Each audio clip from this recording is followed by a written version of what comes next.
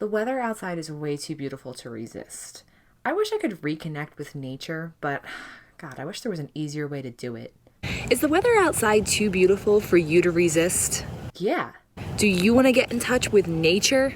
You know, actually, I was just saying that. Do you wish there was an easier way to do that? Are you listening to me, or? Well, that means you need to join the Ewok camp. Camp Endor has more to offer with the great outdoors than anything you can ever imagine. Meet our wonderful camp counselors and embark on them in new journeys. Learn arts and crafts, self-defense, and party like it's a galaxy far, far away. Wow, that sounds really great. Do I have to go outside for all of this?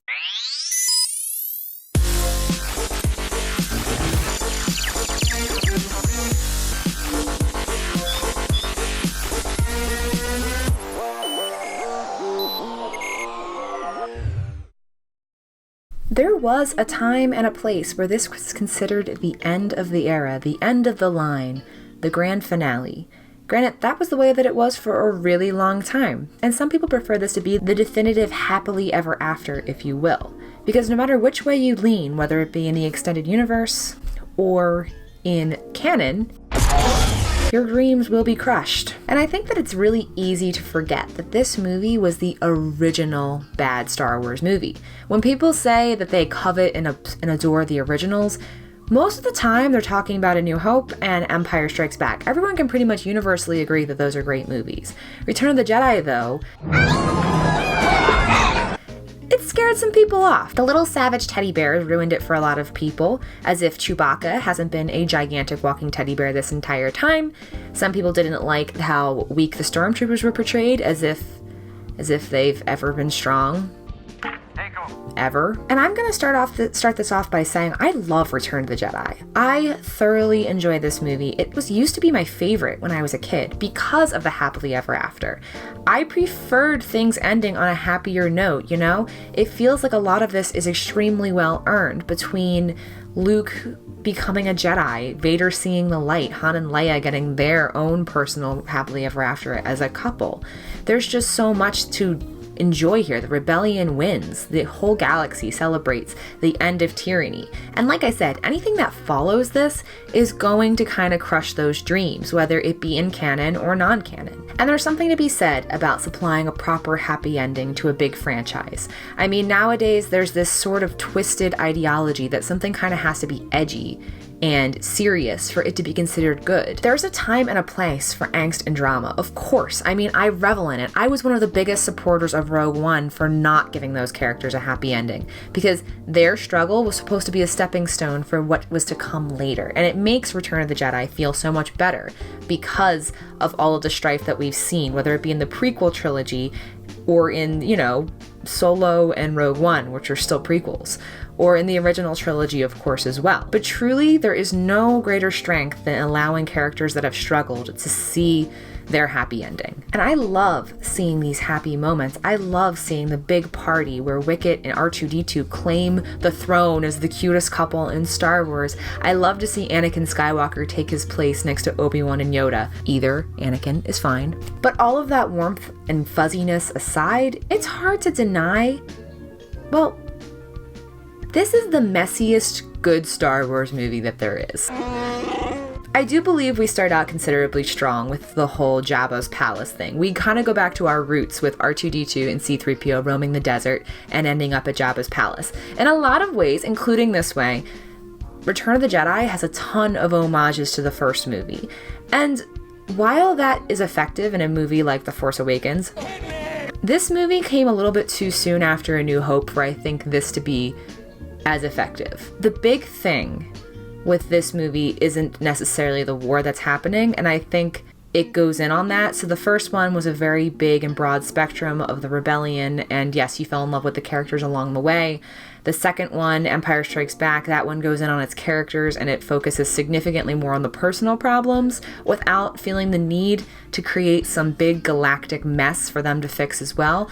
And I think that's kind of the heart of what makes this one a little bit harder to swallow for people, is that we care about what's going on with the characters. That is undeniable. You know, like Luke is trying to pull Darth Vader back to the good side, and then what we've got going on in Endor is a big deal as well. But it does feel a little bit like busy work with what's going on with Lando and the rest of the rebellion. And I don't necessarily think that that was necessary. I love the stuff with Jabba's palace. I think it feels out of place to the rest of the movie though. And it's still enjoyable and it's still, you know, Return of the Jedi and everything, but we spend a significant amount of time like rescuing Han Solo and seeing the formidable Jabba the Hutt and his whole gang of croonies, and now we have this amazing musical number.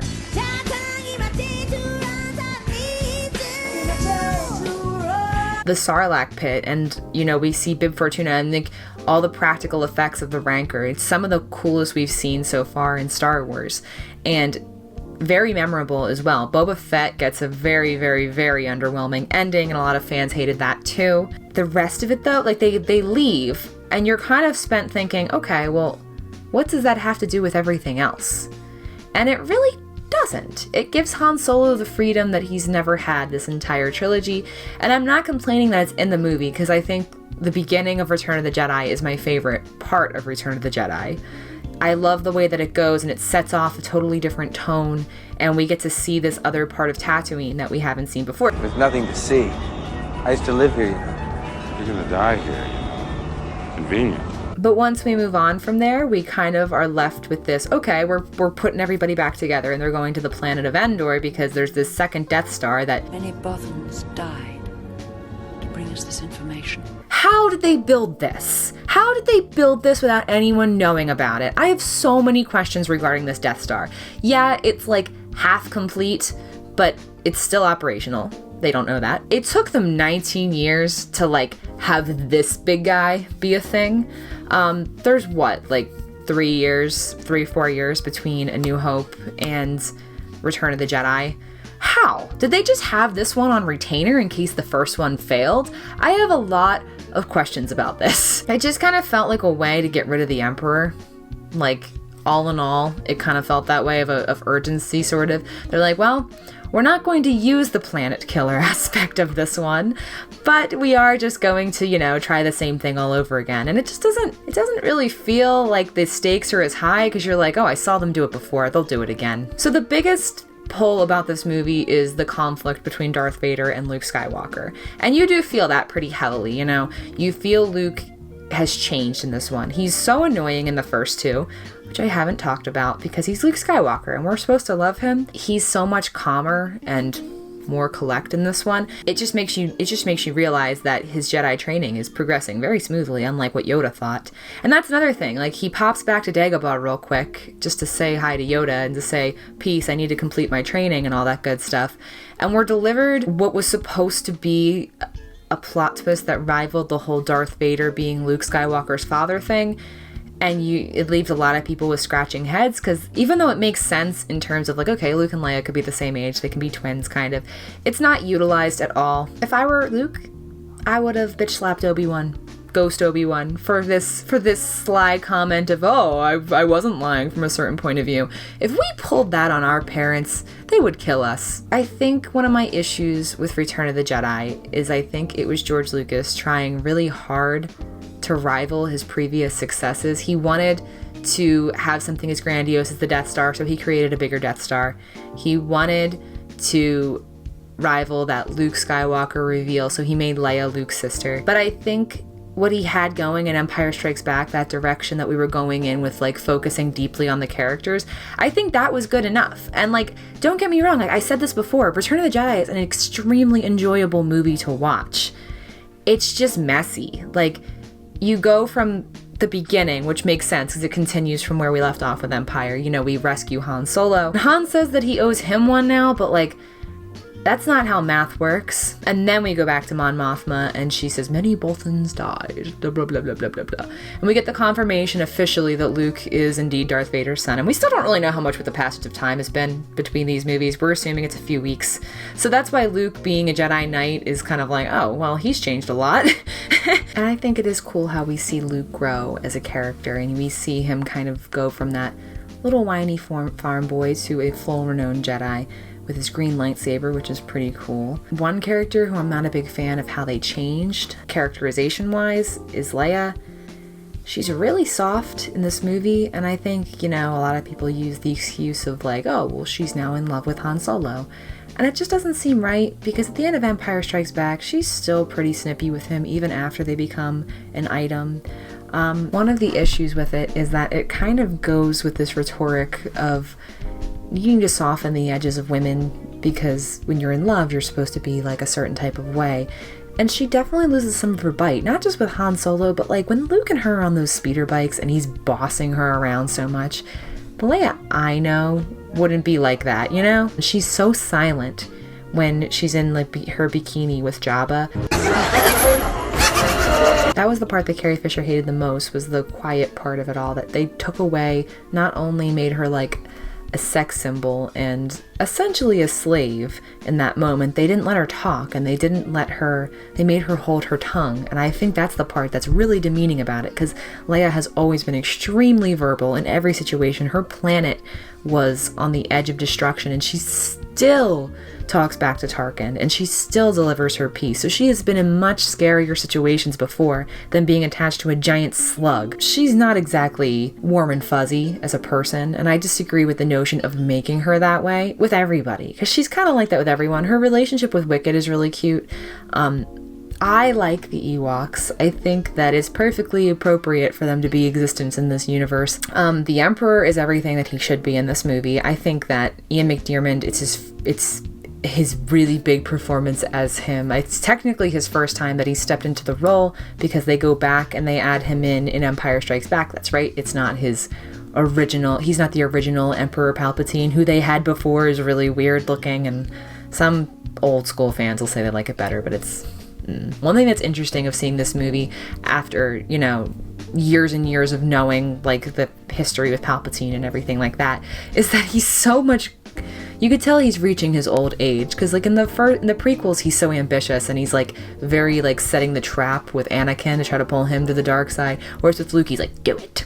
And Luke just displays his pure goodness through the whole battle. I like the Empire Strikes Back battle better, but I think this one really strikes home because Luke spends the entire movie pretty much baiting Vader and trying to open him up and remind him of the goodness that still lingers on the surface, that Anakin Skywalker is somewhere in there, and that he's the one person who really would be able to see this. Because, one thing that bothered me as well is when Luke tells Leia about their parentage and everything and who they are to each other, she doesn't get a proper reaction to it all. She's just kind of like, it's not well done, this reveal. Like, Leia kind of blinks and looks at him and is like, what?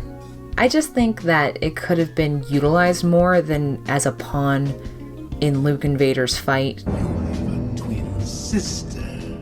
I don't dig how that all transpires necessarily, because Vader never acknowledges that he has a daughter. Leia barely acknowledges that Vader's her dad.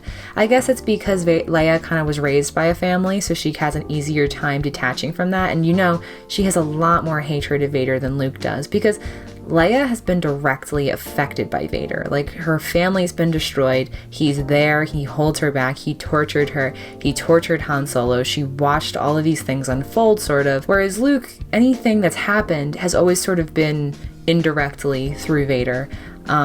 So he's had an easier time swallowing the dark side and being like, hey, this is why they're still good in him. And Leia kind of being over here like, Sure, Jan. the fight is really cool. I really like seeing the internal struggle between Darth Vader. I think it's a powerful one. I think that it is well handled, and it's the ultimate challenge. He's staring at his son, and it's this moment where the goodness, you can almost like see it rising in him, the conflict. And the Emperor is so entrenched in his own plan that he doesn't feel it right next to him. His sacrifice wouldn't have worked if he had lived. I just think with this movie, it's kind of like two big things going on. We've got what's going on the Death Star, and that's the stuff you like really are invested in because it's the culmination of the whole series in a way. And then what's going on in Endor, and that's like the little guys fighting the good fight and doing their thing. And then there's Lando and space and stuff, and I never ever have cared about that anytime I've watched Return of the Jedi, because it just doesn't feel like it should belong there. When you're watching Empire Strikes Back and what's going on with Yoda and Luke is integral to the series, and then what's going on with Leia and Han is integral to the series, and there's that build-up, and those stories simultaneously exist within each other, I just wish that what was going on in Endor felt more important. Like they weren't just like stopping these shields for this Death Star that I don't care about. It's great to watch, it's fun to watch, but it doesn't quite hit the same emotional notes as the previous movies have. There's amazing lines in Return of the Jedi. I can't list them all, but there are some awesome notes that get hit. I wish we could have spent even more time in Jabba's palace because it's one of my favorite locations and scenes in all of Star Wars. But you know, it is a good finale. The ending feels good. You feel satisfied with it. Even if the journey to get there in Return of the Jedi feels a little bit convoluted and it feels a little bit like it's all over the place, you still enjoy it. It doesn't feel connected. It doesn't feel succinct, but it's still a good movie. It's still enjoyable along the ride. I personally cherish this one, and this is kind of in a lot of ways the happy ending I imagined for these characters, and anything after that is just gravy. I will talk about how I feel about how they went from there in the new movies, because that's not going to be controversial at all. May the Force be with you guys, and you have a great day.